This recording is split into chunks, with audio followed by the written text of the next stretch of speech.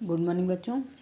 कल हमने आप लोगों को ये इसका मौखिक प्रश्नोत्तर करा दिए थे, पार्ट 9 का अब्दुल कलाम का। हाँ, APJ अब्दुल कलाम का। आज हम आपको लिखित प्रश्नोत्तर कराएंगे, उसके बाद आगे का कराएंगे और नया पार्ट शुरू कराएंगे। तो डॉक्टर कलाम अपने पिता के किन गुणों से अधिक प्रभावित हुए थे? लिखित प्रश्न है, लिखित लिखेंगे उस ये इसके आगे कंटिन्यू करेंगे। ये आपने मौखिक आपने लिखे होंगे ना, उसके बाद ये कंटिन्यू करेंगे। डॉक्टर कलाम अपने पिता के किन गुणों से अधिक प्रभावित हुए थे? डॉक्टर कलाम, इसका उत्तर है, देखिए यहाँ ये अब देखो, पिताजी की लगन, ऊंचे विचारों, उनकी कर्मठता ने मुझे अत्यधिक प्रभावित किया। तो इसको ऐसे लिखेंगे आप, डॉक्टर कलाम अपने पिताजी की लगन, उनके ऊंचे विचारों और उनकी कर्मठता से प्रभावित थे, अधिक प्रभावित थे। क्या प्रश्न है? डॉक्टर कलाम अपने पिता के किन गुणों से अधिक प्रभावित हुए थे? लिखेंगे डॉक्टर कलाम, प्रश्न में लिख लेंगे डॉक्टर कलाम अपने पिता के लगन, ऊंचे विचारों और कर्मठता के गुणों से अधिक प्रभावित थे, अत्यधिक प्रभावित थे। कैसे लिखेंगे? डॉक्टर कलाम अपने पिता के लगन, उनके ऊंचे विचारों और उनकी कर्मठता से अत्यधिक प्रभावित थे। ठीक है, ऊंचे विचारों, लगन और कर्मठता से। डॉक्टर कलाम ने स्नातक की परीक्षा कब और कहाँ से पास की? डॉक्टर कलाम ने स्नातक की परीक्षा कब और कहाँ से प्राप्त की? इसको ढूंढते हैं। ये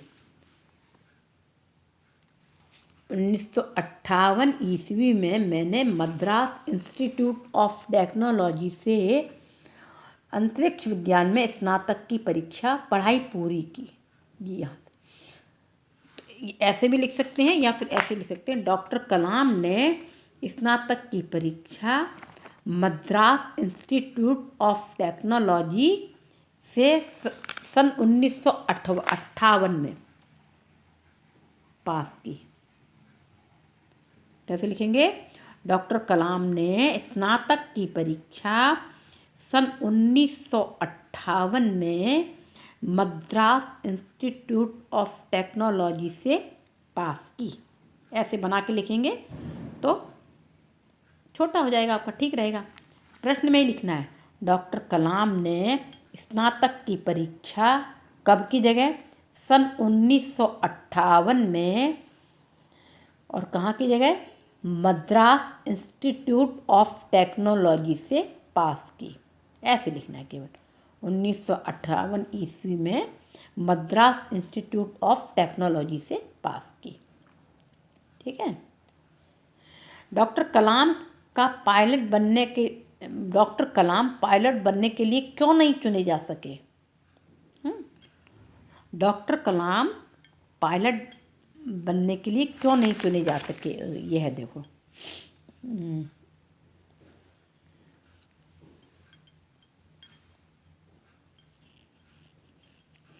देखो यहाँ उनके शब्दों में लिखा है, मैंने उसकी परीक्षा, पायलट की, लड़ाकू विमान उड़ा चाहता था, मैंने उसकी परीक्षा भी पास की, परंतु उन्हें 8 व्यक्तियों को ही चुनना था और मैं 9वें स्थान पर था। यहीं से मैंने अपनी दिशा बदल ली। इसको हम कैसे लिखाएंगे?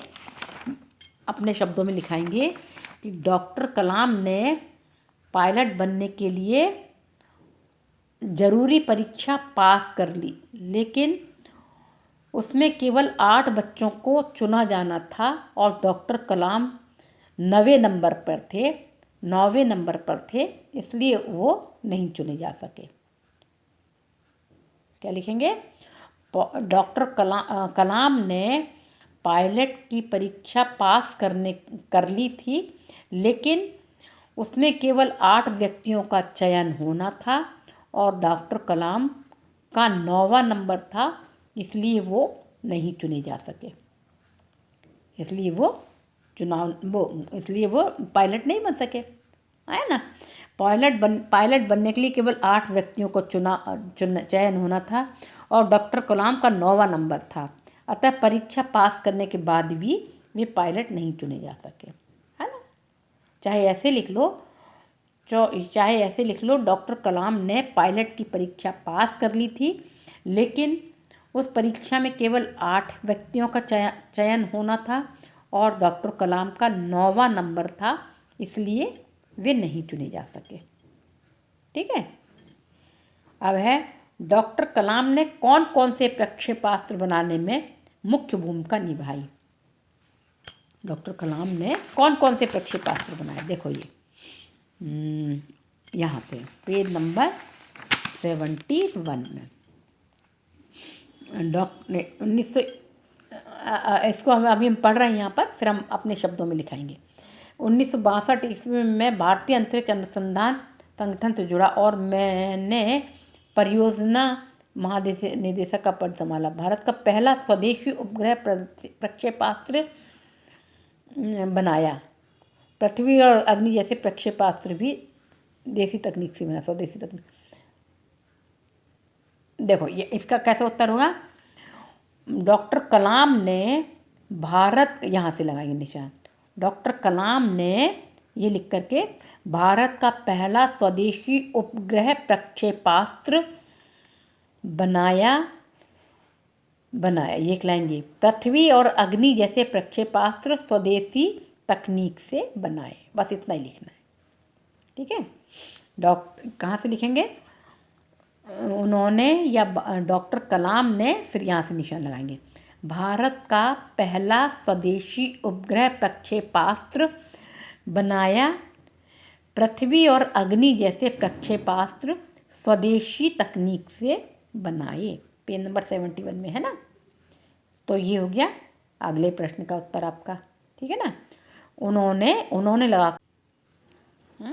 उन्होंने भारत का पहला स्वदेशी उपग्रह प्रक्षेपास्त्र बनाया और पृथ्वी और अग्नि जैसे प्रक्षेपास्त्र स्वदेशी तकनीक से बनाए। ठीक है। अब है अंतिम प्रश्न है, डॉक्टर कलाम डॉक्टर कलाम कब राष्ट्रपति चुने गए, वे कब तक इस पद पर बने रहे। उन्होंने, देखो ये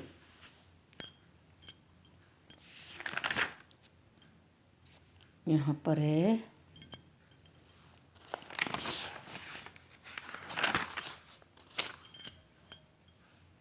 ये वर्ष 2002 में देश के 11वें राष्ट्रपति के रूप में चुने गए।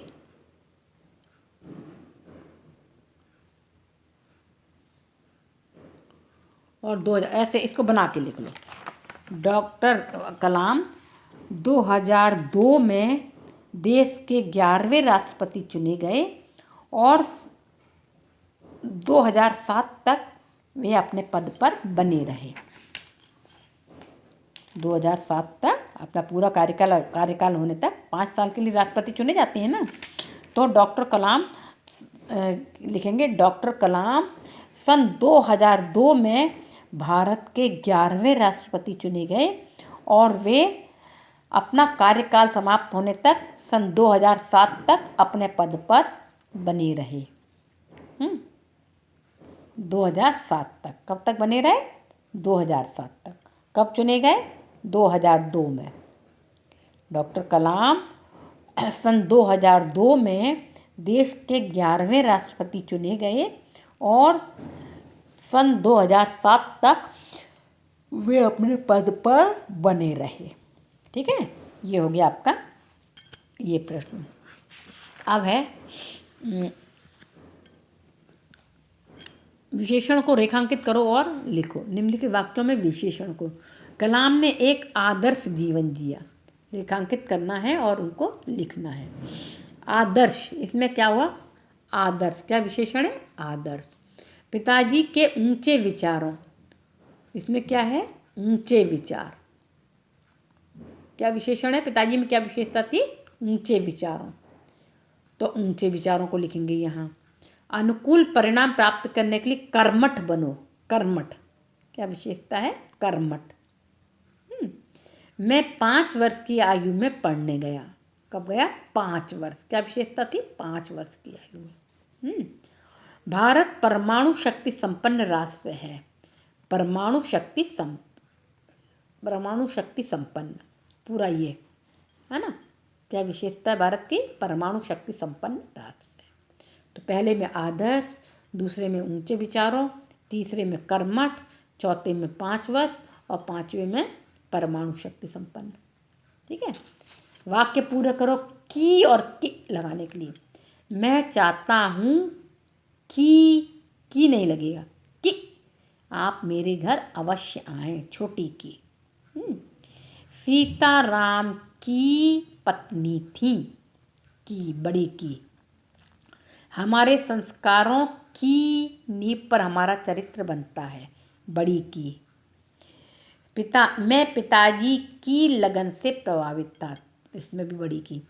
इसमें बड़ी की मात्रा, इसमें बड़ी की मात्रा, इसमें बड़ी की मात्रा। पहले वाले में केवल छोटी की मात्रा आएगी, की, है ना। अब ये आपके पूर्ण विराम, अल्प विराम, प्रश्नवाचक, ये तो वो है चिन्ह है ना। वो लगाते हैं, जो चिन्ह लगाते हैं ना, पूर्ण विराम लगाते हैं, फुल स्टॉप लगाते हैं। अब क्या है? वाक्यों में सही विराम चिन्ह है, ये सब है ना। विराम चिन्ह लगाना है वाक्यों में सही। बच्चों मेरी कहानी सुनो। बच्चों, यहाँ पे कॉमा लगेगा, थोड़ा सा रुके है ना। बच्चों मेरी कहानी सुनो, पूर्ण विराम। जीवन में सफलता प्राप्त करने के लिए तीव्र इच्छा, आस्था और अपेक्षा होनी चाहिए। तो क्या लगेगा? जीवन में सफलता प्राप्त करने के लिए तीव्र इच्छा, इच्छा के बाद यहाँ कॉमा, आस्था, इच्छा के बाद कॉमा लगेगा, है अल्प विराम। यहाँ पर आस्था और अपेक्षा होनी चाहिए, चाहिए के बाद पूर्ण विराम। ठीक है। तो कहाँ लगेगा? इच्छा के बाद यहाँ कॉमा लगेगा, मतलब अल्प विराम लगेगा बस। और आस्था के बाद नहीं लगेगा, क्योंकि और लिखा हुआ है। और चाहिए के बाद पूर्ण विराम लगेगा। आखिर में क्या बनना चाहता था? प्रश्नवाचक चिन्ह, प्रश्न पूछा गया ना। आखिर में क्या बनना चाहता था? प्रश्नवाचक चिन्ह। तुम आखिर चाहते क्या हो? इसमें भी प्रश्नवाचक चिन्ह है ना। ये भी प्रश्नवाचक, ये भी प्रश्नवाचक। इसमें अल्प विराम और पूर्ण विराम। और बच्चों मेरी कहानी सुनो, ये यहाँ पे डैश लगेगा, वैसे डैश लगेगा, बच्चों मेरी कहानी सुनो। ठीक है। अब ये क्या है? इसको वर्ण विच्छेद। वर्ण विच्छेद आपको हमने समझाए छोटी क्लास में। तो हम वर्ण विच्छेद कैसे कराएंगे? देखो, न के साथ में आ बोल रहे हैं ना, तो न प्लस आ प्लस व है।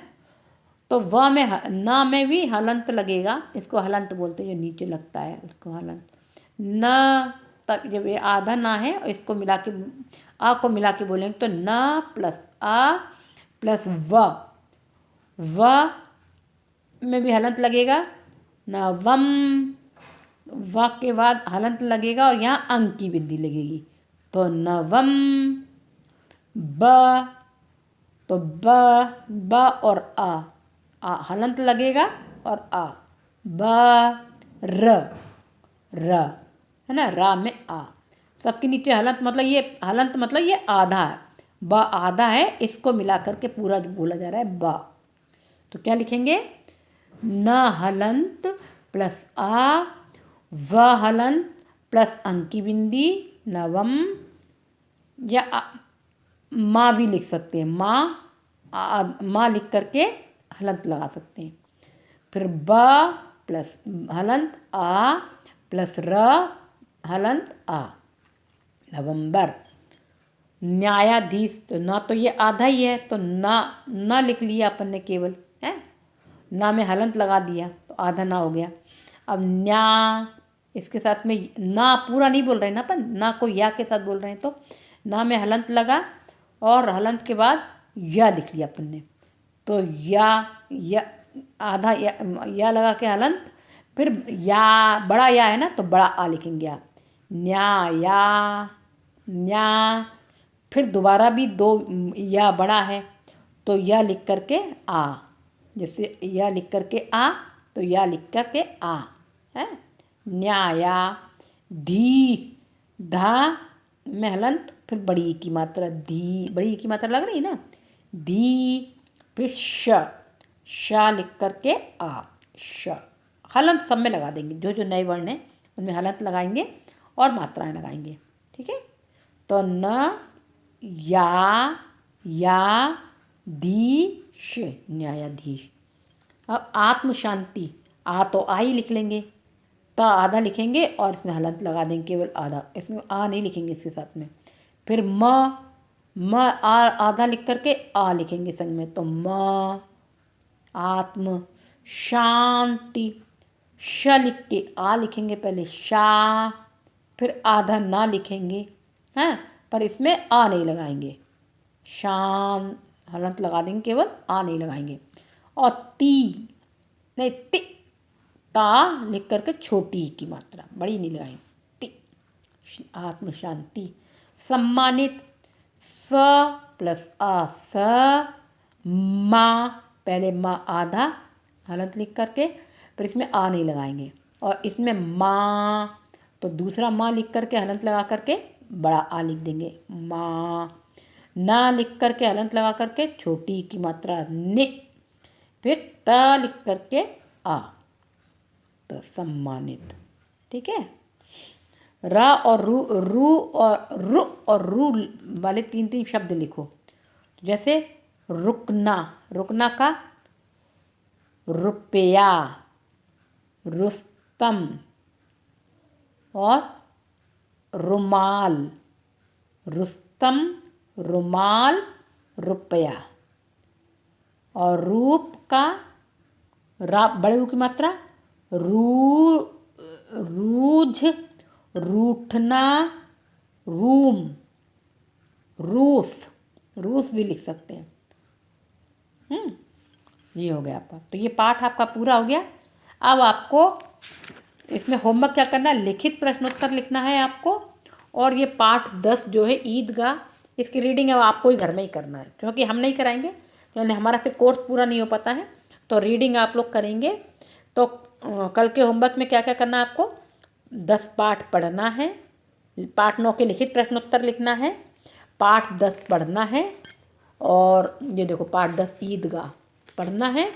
और पढ़ने के बाद फिर क्या करना है, एक चित्र बनाना छोटा सा, किसी का भी छोटा सा चित्र बना लो, चाहो तो ये हामिद का बना लो है, कोई एक छोटा सा चित्र बना, ये बना लो हामिद और उसका दोस्त जो मिल रहा है जो लोग है ना, तो ये चित्र बना लो। और क्या करोगे, शब्दार्थ लिखना है, शब्दार्थ चित्र बनाना है। चाहो तो ये वाला बना लेना चित्र, हामिद और नहीं, हामिद नहीं, वो लड़के ने जिसने वो खरीदा था, कोई सा भी एक छोटा सा चित्र बना लेना जो आपको अच्छा लगे।